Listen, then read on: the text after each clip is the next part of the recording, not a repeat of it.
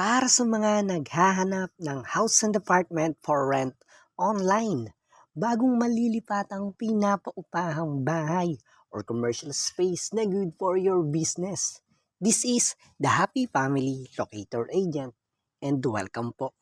And for this video, ito po ang pag-uusapan natin, itong up and down na bahay with 3 bedrooms and 2 bathrooms. At personal kong nabisita, ito ang full video ng bahay. Nakatiles na ang flooring at bagong pintura, very spacious, may sariling metro ng kuryente at tubig. Yes, it's inside subdivision, good community and flood-free location.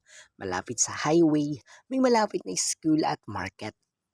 Ito pong bahay ay vacant, pinapaupahang bahay, 16,000 pesos monthly, vacant as of today, June 2025.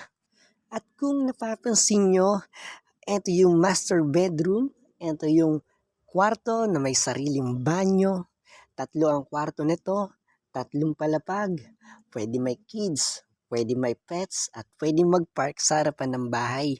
Ito naman yung kanyang bathroom, merong shower, at merong flush ang kanyang toilet.